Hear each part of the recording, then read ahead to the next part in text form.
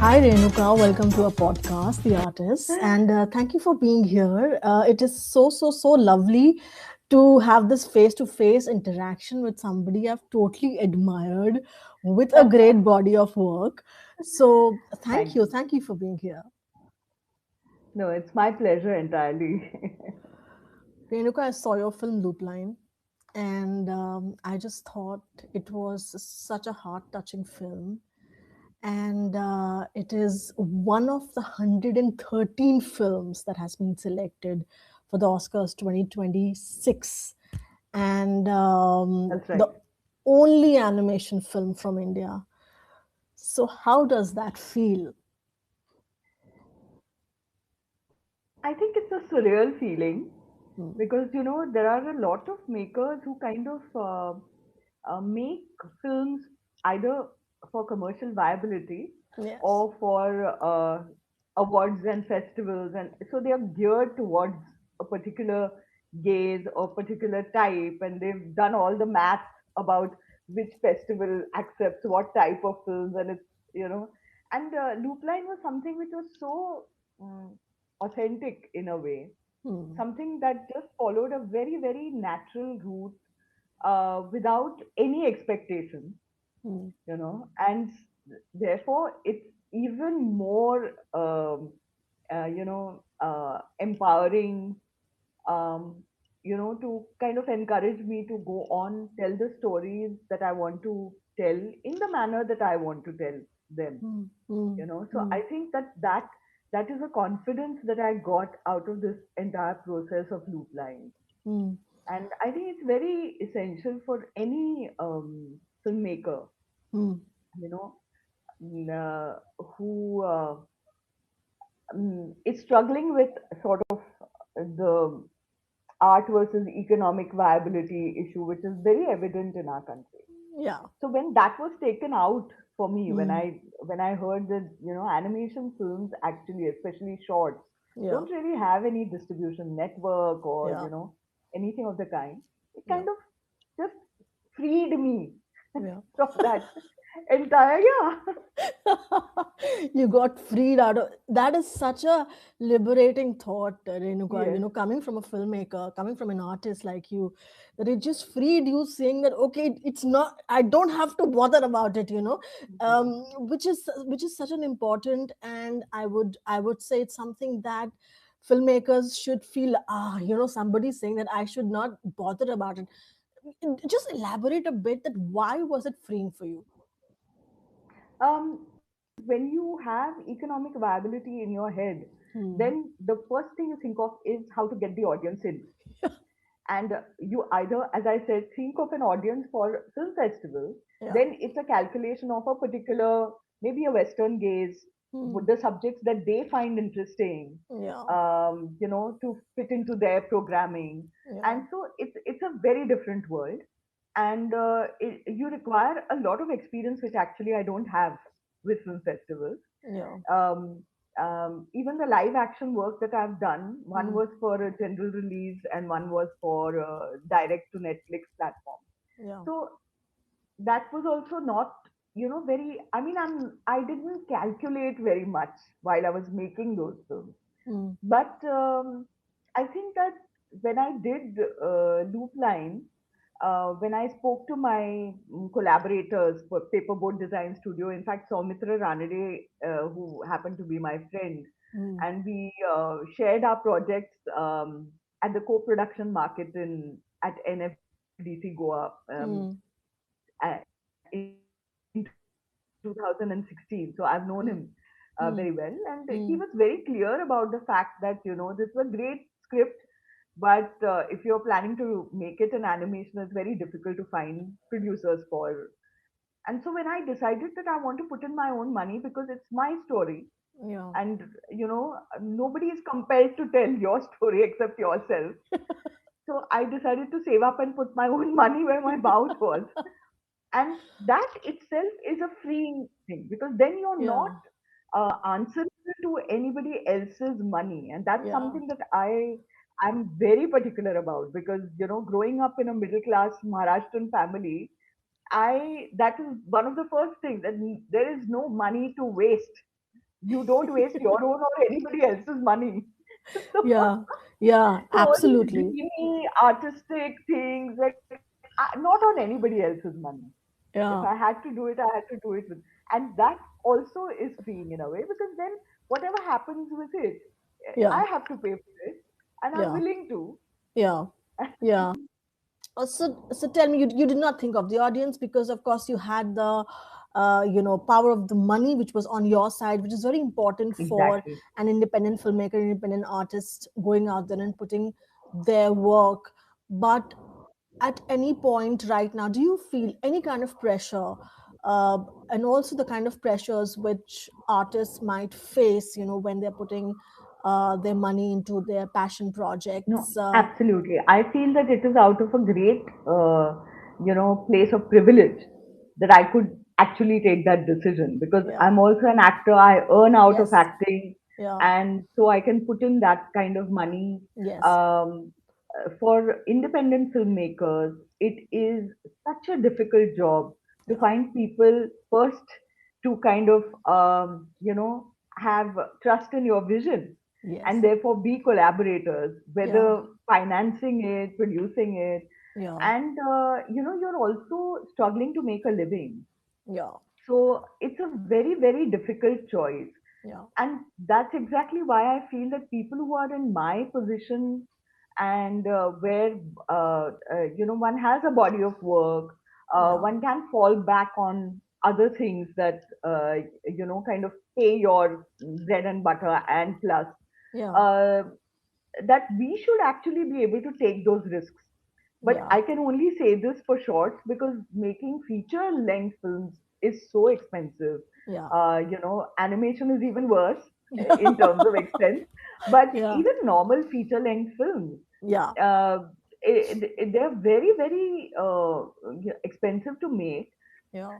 and so you have to put in a lot of money, yeah, in it. So Yeah. independent producers and independent filmmakers are the ones who suffer the most. So I don't kind of blame them for taking the festival route, that at least if it makes a mark in any festival, then it'll find a distributor. If not in India, then maybe collaborating with a lot of European or American Yeah. co-producers and Yeah. find distribution there. Yeah. So I think it's a difficult time to, and yet it's also easy in a way, because you can just take up a digital camera and shoot something that you really feel very Yeah. passionately about, and Yeah. put it on YouTube. It's a Yeah. free platform. Put 1 minuters on Instagram, gain traction. All these outlets have definitely opened up. But when it comes to the traditional form of filmmaking, which is a feature or a short, or of a particular length, Mm. there I think, especially post COVID, the situation has really changed a lot in India. Yeah. So that It's money is very tight. yeah. There's no money. Yeah, In fact, there is yeah. no There's money no for. money. Exactly. Yeah. In fact, even OTT platforms used to be this kind of manna from heaven, in terms Yeah. of payments and all that. But even those are kind of drying up now. I mean, they Yeah. also depend on a general release and then decide what kind of payment they want to make to feature films. So Yeah. things are changing. It's totally dried up. Algorithms Yeah. have eaten all us, eaten everything. So the times are very different. But tell me, Renuka, with your body of work, which is, I'm so envious, huge body of work that you have, were acting in Hindi cinema, in Marathi cinema. You've been an anchor of a popular show, Surabhi. You are directing Yeah. now, but you actually started from with something which a lot of our audience would be happy and joyous to sort of recollect your first role in Circus, which was a Yeah. Shah Rukh Khan, Shah Rukh Khan, Tara. a Doordarshan. You Yes. started from there. You were seeing your journey as an actor, in from a very small role, and now Circus is getting remade by Right. Doordarshan with different stars. How was that experience? How was that start? I mean, to give some bits to the new actors. Yeah. Firstly, I mean, there was a circus with animals and everything, which is just banned now. So that circus doesn't exist. It can Yeah. only exist in AI, maybe, not not in reality. Yeah. We kind of shot in the circus.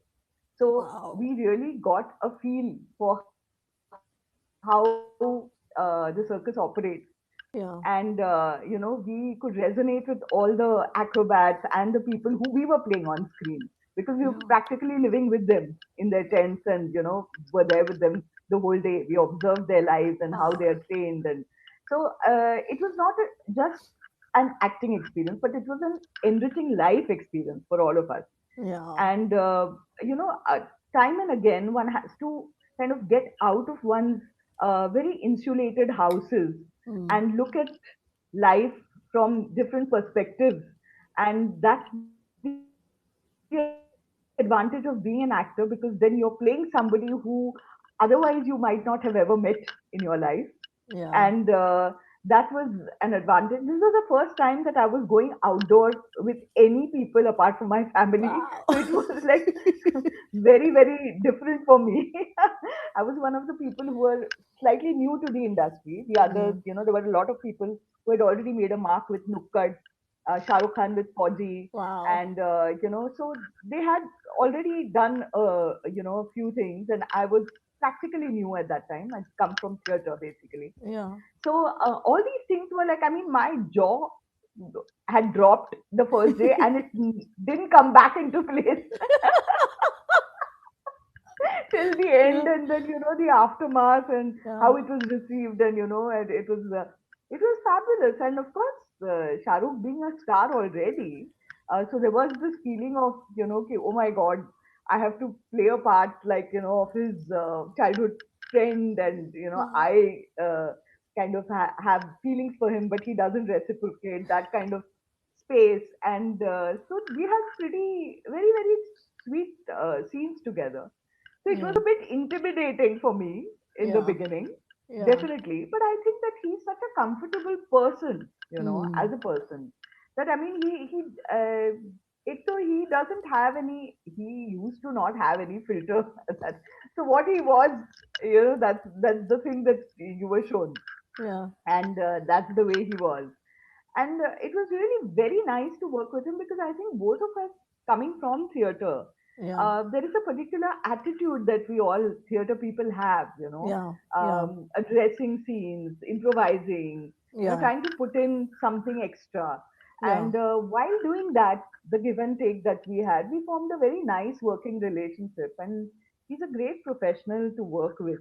He's just Yeah. such a fabulous actor. He's so energetic. He kind of it's the energy is infectious. Like when you're around him, you also feel very, energetic and wanting to Yeah. do the best in the scene. So Yeah. it was a good start for me. It was a great start, because I had makers like Aziz Mirza, Saeed Mirza, Kundan Shah who were Yeah. directing me. Wow. And you couldn't ask for anybody better. And Yeah. Binod Pradhan and Virendra Saini were on camera.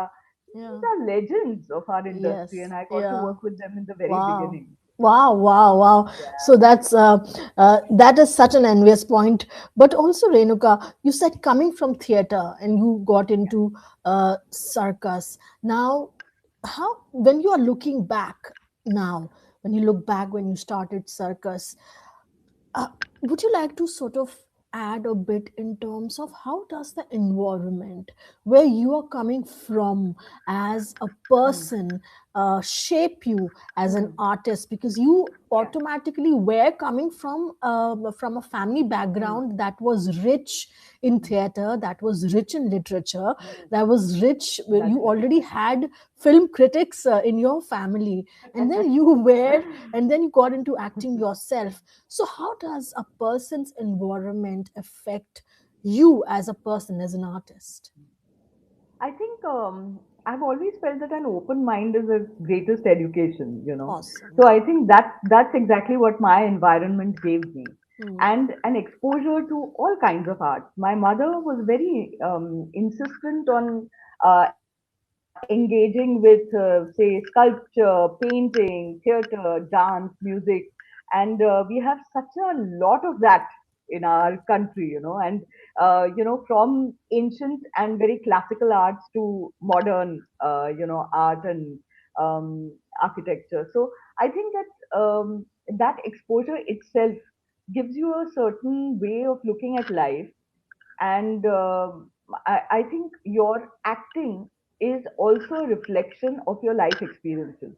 So indirectly, it really helps.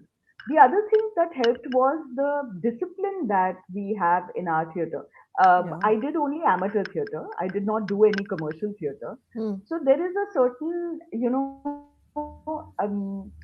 doing everything attitude when you're doing that Yeah. kind of theater, where because Yeah. there is no money in it. Very often you have to pay your own expense, while traveling or while going to rehearsals or while, having chai pani during rehearsals. So that's, you're used to doing things like, sweeping the sets before the Yeah. play starts, or doing people's makeup, and, helping with the costumes and doing all sorts of roles.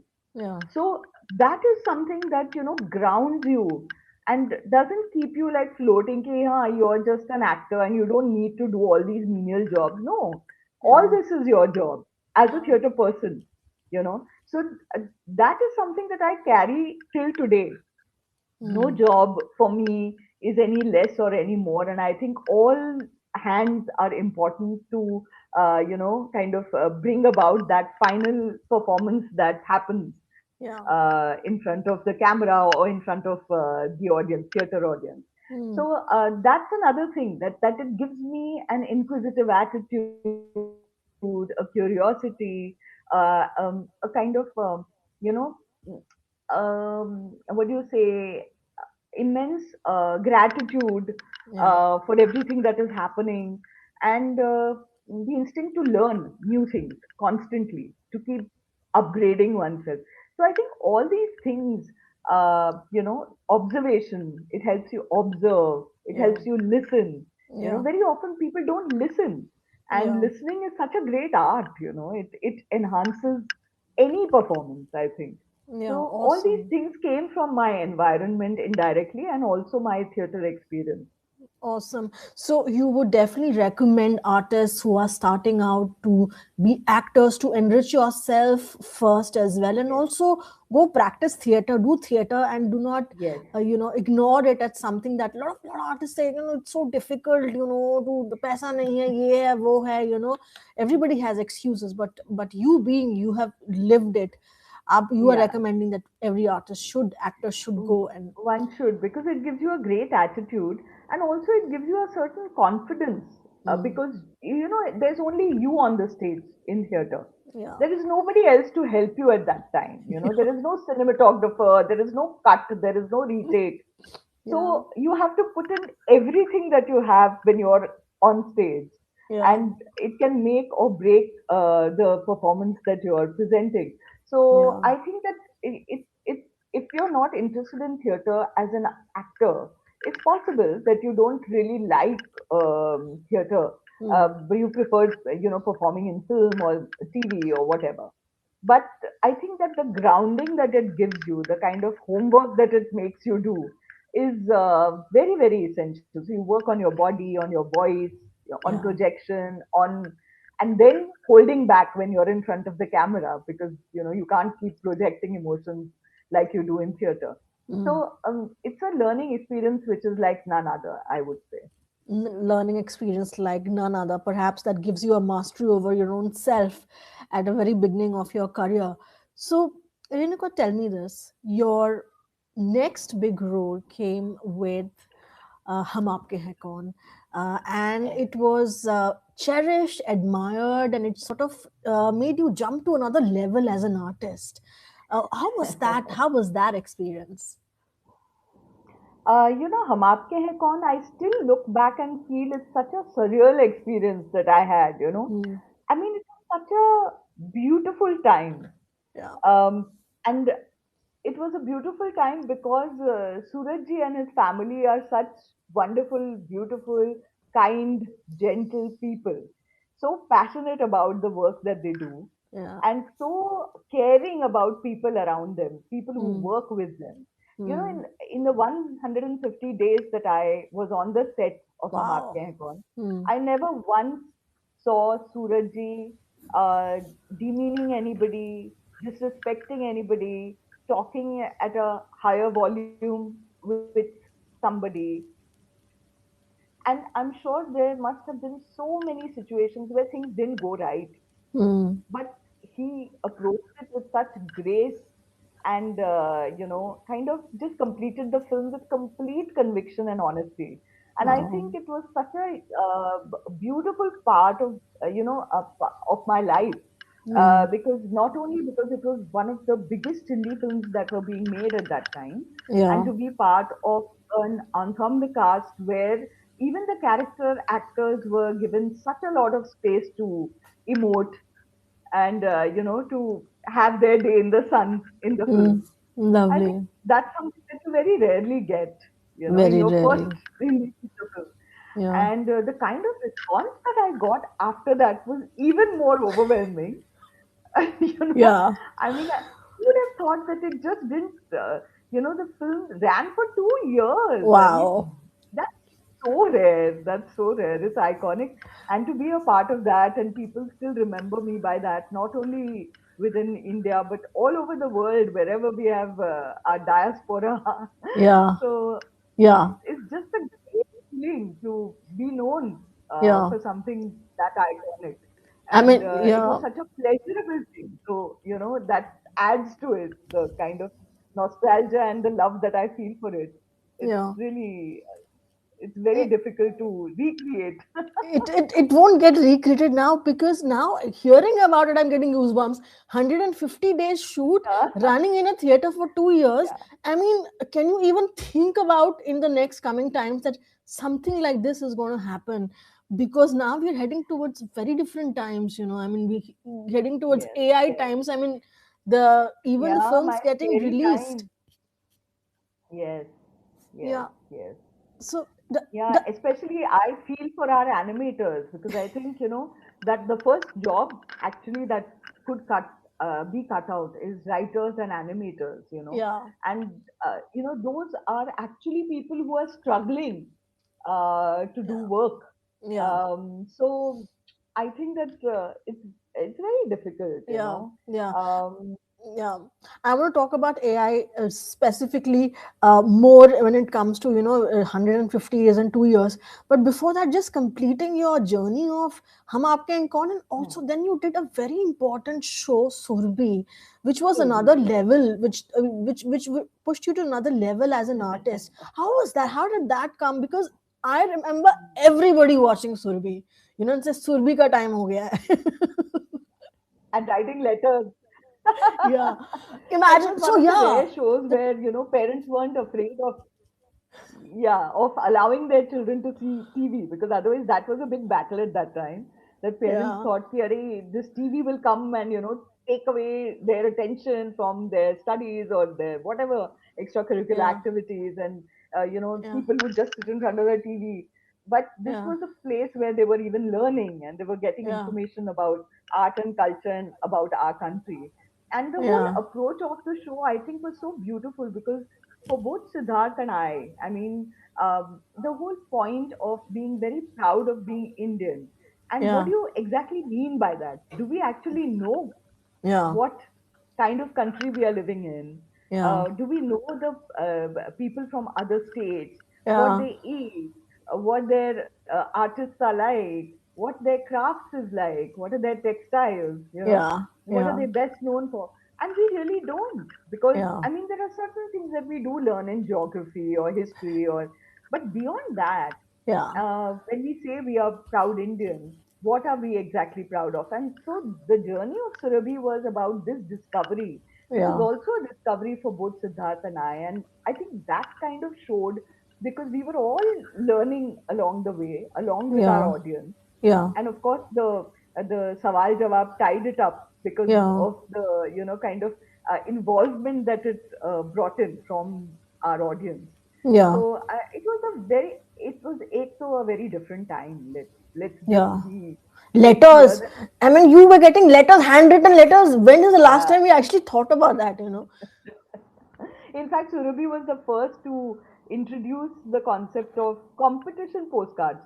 Not Surabhi, but the post office Wow. introduced this thing called competition postcards, where postcard because so many people would write into Surabhi, and they decided to make that a higher price. So it was priced at 1 rupee 25 paise, Yeah. while the normal postcards would be just of 25 or 50 paise, if I'm not mistaken. Wow. So they cashed in on They our cashed on program. it, yeah. Just like the airlines, They yeah. also did Yeah. that. Yeah. Yeah, totally. Totally, but your film Renuka, which is Loop Line, which is on patriarchy, and Yeah. at any Yes. point in your career as an actor, as a director, as an anchor, did you feel that yes, we there is a certain amount of patriarchy that's running in the world and that's running in this room, or this is running in this industry, or running everywhere else? I definitely think that in the Hindi film industry, there was a huge gap. Pay parity was not there. So Mm, that definitely one can see. mm, But, where Hum Aapke Hain Koun was concerned, even that was not, an issue yeah. because Madhuri was the highest paid star on our Wow. set. Wow. Really? Yeah, Acha. yes, and I'm so happy about that. Wow. And yes, because she was such a huge star, and of course, so was Salman. There's no doubt about it. Yeah. But I think the pay parity issue didn't occur in Hum Aapke Hain Kaun. Mm, And for me, as a television actor, it didn't occur because television in our country is mostly women dominated. The stars are the women mm, characters who are leading the show. So that didn't occur. But there are other things that one notices that are so normalized that where a yeah. man gets angry or maybe asks a lot of questions or is late coming to the set, somehow it's more accepted than if a female does that. And Mm, it's so normal that you don't even think about it as being a big difference, mm, but it just does exist. mm, That they are not kind of challenged to be kind and nice, mm. They're not challenged to be which I kind and think nice. Yeah. women. Which is lovely, but which is such a great line. They're not challenged to be kind and nice. Do you see that we are challenging that right now in the present context? Do you see that the things are changing with I think it's still not changed. Yeah, I think yes, it's a long and slow process, yeah, but there are times when you feel you're on at square one yeah, again and yeah, again and again. Sometimes in the family situation, sometimes when you're kind of just normally giving instructions to men yeah, on certain jobs, and they're not taking orders from you because you're a woman. yeah, That still occurs. yeah, And sometimes that you're if you're particular about certain things, then that is looked upon as being not nice, not in a nice creative space. yeah, While if a man does it, it's always taken as something that is, oh, he's so particular about it, and yeah, he really needs something just the right way, otherwise he throws a fit. I yeah, mean, that is acceptable. yeah, While, a woman throwing a fit, even for the most necessary thing, yeah. is not considered a good woman, if I may say so. Yeah. So hopefully They that's changed. consider difficult women. Like, I mean, Yeah, as if, yeah, just yeah, opening one's mouth makes things difficult for other men. It's yeah. so stupid and silly. Yeah, which is so stupid and silly. And we're in 2025 right now. Where do you see AI as a threat, which is going to actually change a lot of things in the coming years? How do you See, see it? Suchita, I don't even know the entire impact of AI, and that's Mm, what is scary because even now we are kind of reading things like coming from people who are really active in the AI space, who yeah, perhaps have been founders of various AI apps, Yeah. and they are saying that now AI is getting a mind of its own, and it decides to override certain prompts that humans are feeding Yeah. into it, and Yeah. so you're making something so intelligent without Yeah. the emotional rights and wrongs that Yeah. are the ones that are keeping our humanity civilized in a Yeah. way, not Yeah. always, but Yeah. in a way. So that uh, question of judgment, what is Yeah. morally right and what is morally wrong, is very essential, and that's an essential human component. And when you are, Yeah. kind of blocking that from any creation, then you are open to unemotional violence, which Hmm. is the worst sort of violence that we can see. And Hmm. we've seen the kind of violent impact that social media has had on our youngsters. A Yeah. lot of mental health issues, a Yeah. lot of trolling, a lot of body shaming, a lot of suicides, induced suicides. Yeah. All this space we've not yet explored and corrected the social media space as it is right now. Yeah. Yeah. And now we are going into something which is going to lead to deep fakes, which we can't really decipher whether it's a deep fake or whether it's the real news. Our news is going to be corrupted. We don't know Yeah. what to believe in. And once Yeah. we stop trusting, there is Yeah. nothing that we can trust. Then Yeah. what do we hold on? That Yeah. is the scary part. Much more than creativity and all that, that's secondary. Yeah. But what about life itself and the impact that it's going to have, especially on children and young adults, is Yeah. extremely scary. Because Extremely we have scary. seen a Yeah. world that is pre all of this. I mean, I didn't even have a phone in my house. Wow. It was a landline, Yeah. then television came, then video came, then laser discs came, and then I've seen that entire thing. I've seen Yeah. celluloid turning to digital. I've Yeah. seen, negative cutters going out of work. Yeah. All that one has seen that. Yeah. And so it's easy for us to kind of stay grounded and kind of be critically informed about the good, bad, the ugly. But our children are growing up in a world where this is part of their life since the day they are born. Yeah. And so, how do we teach them to decipher good from bad, bad from evil? Yeah. That's what scares me. Yeah, how to decipher a bad from evil. Do you think that's going to be because AI is going to be dominating, is what the trend is saying? The futuristic Yeah. trends are saying that the AI is going to be totally dominating, which means that there are very privileged few who have had this journey of, traveling and having 102 years of films running in the theater and 150 days of shoot. I mean, it's gone. It's passe now. Yes, it's It gone. Yeah. it'll never come We're back talking again. about weekend numbers. We're talking about only weekend numbers now. Yeah, Imagine. only It's weekend going to be numbers. Yeah, yeah. and with AI, it's going to be like totally different. Do you see there's going to be more challenges between art and commerce when it comes to actually making a film like Loop Line versus Yeah. not being able to make a Loop Line? What would be the difference? Yes, I think Loopline, was made with the intention of trying to replicate the hand-drawn animations that I so Hmm. loved. Yeah.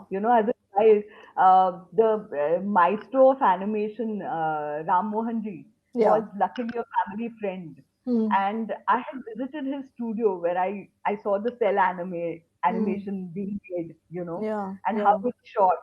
And Yeah. that process is so fascinating, but so labor intensive. Yeah. And I mean, do we have time for that now? So we've changed to digital, and but even then Loopline has a I mean, it has to be manually done. Each and Yeah. everything, each and every shadow, each and Wow. every light is manually done Wow. digitally. Wow. So obviously that is a labor intensive process, and I wanted it that way. So I didn't hurry. It took 1.5 years for me to make an 8-minute film, Wow. and Wow. it was okay for me. As I said, the freedom that my own finance gave me, I Yeah. could wait it out and say, no, let's give the artist the space, Yeah. because I it could have been done hurriedly also. Yeah. But then I don't know. There's something about the process which I find very important. The time given to it is important, Yeah. and to also appreciate that there are creative blocks in people's lives. So you have to kind of get out of that film for some time and then come back to it, for it to really go one step further. So I appreciate all of that, so I could give that amount of time. But Yeah. people usually come riding on a horse saying that, oh, we need this tomorrow or day after, and let's do it in as little money as possible, which is the kind of ethos we all work with. Yeah. And especially musicians, I find it really crazy. Post production, all these spaces are not given enough time, not given enough money, and Yeah. that's a place which can make and break a film. Yeah. Yeah. And so I feel that all these spaces, how are they going to be once AI comes in? Yeah. Who are the people we are going to lose along the way? you Yeah. know Yeah. so all these things are such big questions, and as an industry, I think it's a great thing that a lot of major Hollywood stars are backing the writers. This you have big stars or big studios taking stands about these things. Like I Yeah. just heard a podcast interview of Guillermo del Toro, Guillermo. and Yeah. he, Yeah. yeah, I'm sorry I pronounced that wrong, but It's a difficult pronunciation. Yeah. yeah, it's very. But he was talking about AI, and he said that is just nonsense. And so when people are talking about it, at least the next generation of people might still stick to the kind of traditional filmmaking, and appreciate that kind of filmmaking. Yeah. But I don't know how long we'll be able to continue. I Yeah. mean, one fine day, 35 did give way to Yeah. uh, cinema scope, and Yeah. Yeah. so many things which have happened. Now we don't see 35 or 16 or 8 or nothing. They've Yeah. all gone. It's a process of evolution, even if Yes. Guillermo del Toro says no, it's not going, this is not correct, this is Yeah. not right, but जो Yeah. evolution है जो होना है वो तो that Yeah. you cannot stop, so And I there'll be so many producers who would want to make things, because like already people who want to make log lines, synopses, bibles for web series. All these things are made so much easier with AI, your PPT presentations a and lot, whatever else. a A lot, lot of that. So people who we used to outsource this job to, they are not working these days, and that is absolutely, the reality. And so slowly and absolutely, steadily, a lot of jobs are going to be taken over by AI, and we don't know which jobs will fall when, and yeah, that's the scary part of it. But yeah, one has to be open, for this thing to happen. And so there yeah, are films being made without actors. They are creating AI yes, heroines and heroes and side character actors and everything. yeah, Ads are being made without actors or models. yeah. So yeah, everything is replaceable. Everything is replaceable. So, I mean, this podcast itself is a AI automated podcast. So, this is going to actually, the whole editing is going to be an automated editing. There is not going to be an editor Lot sitting of on it. conveniences that AI is AI going to do does offer everything. us. Yeah, So, exactly. So we can't cut it out of our yeah, lives. It's our yeah, reality totally, now. totally, Yeah. absolutely, But absolutely. I don't know. Renuka, Like, I if mean, you had to go back, sorry. yeah, Yeah. No, I no, don't no, no, know please continue. the human aspect of. There is a certain human quality that they've still not, kind of cracked. The day they crack that quality, we are all going to be Yeah, out of our jobs, no doubt. yeah. Yeah, and it's evolving at a very fast pace. So because Yes. we are working with AI at a very high end level, we know that Hmm. जो कल था वो आज हाँ, नहीं था. So correct. that has become perfect, So it's scary, but it might just give room to a lot of other things like doing, Yeah. independent films and, doing independent Yeah. other work. So, That's Renuka, if you true. had to go back in your life Hmm. and you had to change a few things and you would have wanted you Hmm. aisa hona chahiye tha, do you Hmm. have that kind of any regret or any discovery in your journey? Yeah, I wouldn't think that. Maybe, if I go back in time, I just feel that if I had made better use of my time when I was with my kids at home, when I had taken a sabbatical, Hmm. maybe written more scripts, Yeah. but there's no time. There wasn't any time. Like, it's family life really offers you very little time, and as a writer, I do require that kind of time to mull over things. When I'm just sitting, it's not as if my brain is empty. I'm constantly thinking, and that thinking time is something that requires a lot of mental space, which after becoming a mother has that mental space for just my thoughts has become very, very less. Hmm. And now is a time when my kids have actually, now they're both adults. So, Yeah. it's, I can actually, kind of write more, and I am writing more, and that's why I'm creating more. And Yeah. it's a great time, I think, to kind of create Yeah. basically now that, and write. I mean, I love writing. Yeah, yeah, totally. So awesome, Renuka. And then just last bit where there was a recent, because you're a mother, because you have to divide your time as an artist, as a mother. A recent debate that happened when there was an 8 hour work debate by one of Yes. the popular actors, Yeah. Deepika. She said, and that raised a lot of Yeah. questions against, not being punctual, being indisciplined, this, that. What are your thoughts about? Yes, this is the kind of time limit that actors should have or not have.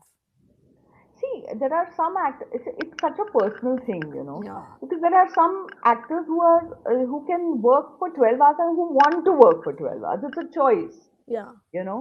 But you can't force that choice onto anybody. And I feel it is something that the producers and the actors have to kind of, agree upon before yeah, you get into a project. yeah, uh, what happens is that as a mother, of course, you want to prioritize your baby or your child, yeah, and if you can afford to, not many. It's from a place of privilege that you can say, I'll work only 8 hours, no yeah, doubt about it, yeah, because there are so many people who we know are yeah, in employment where they just don't have the opportunity to say that, okay, I'll just work for 8 hours.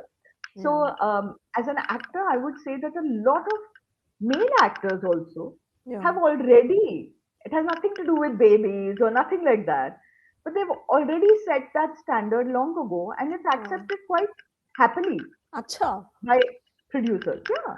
Yeah, Like there are some male actors who said traditionally that, okay, 8 hour or 9 hour days, yeah, and not over that. yeah, And in fact, when I did Tribhanga, Kajol had very specifically mentioned that yeah, she would work one shift, which is around 8 hours, yeah, and her children are grown up. But that's the way she functions because she wants to have a very good, healthy work life balance. yeah, And I think it is absolutely in her right to do so yeah, because, you know, if I or if the producers um couldn't afford that, then yeah, they would have said, no, we can't really. I mean, things are not working out. yeah, And that would also be okay. But I think this forcing everybody to be, one sort of person as a yeah, mother, as a father, as a human being. I yeah, think that is something that is just, and I don't think that it is unprofessional to say that I want to work for 8 hours. I yeah. think it is unprofessional if you say that you've signed on the dotted line for 10 hours or 12 hours, you reach the set 5 hours late, which has traditionally been happening through our film industry. So, Yeah. True, true, true. what are we That. talking about? Why are we creating so much ruckus about things? Yeah, Yeah, I yeah, don't think that totally. it should be such a big, talking point where it's so shocking that, she's asked for an 8 hour day. I mean, Yeah, she wants to right now just concentrate on that. Maybe her husband doesn't need to have an 8-hour day, so he might give 12 hours. Maybe, any other artist who's also a mother, a new mother, would want to give 12 hours. Each person has the right to decide for his self or herself Yeah. what kind of working hours he wants to or she wants to maintain. Yeah. So I don't think that we should make such a big fuss about it. Yeah. Should make. Actually, our Cine Artists Association has certain regulations Hmm. that we are not supposed to work, over a period of, I think it's a 12-hour period, if I'm not mistaken. Hmm. So Beyond that, who yeah. sticks to those rules? Yeah. Look at how everybody is working today. Yeah. It's crazy. It's crazy. It's crazy, yeah. But things will change, hopefully for the best, with or without AI. So yeah, thank you so much, Renuka, for being here with us on the podcast, and I wish Well, my you pleasure. all the luck, all the good fortune with your film loop line. And I'm going to be Thank tracking its you. journey next and seeing, where it goes after this. Yes, And sure. thank you so much. Thank you so much for being here. Thank you, Suchita. Thank you. Thanks a lot.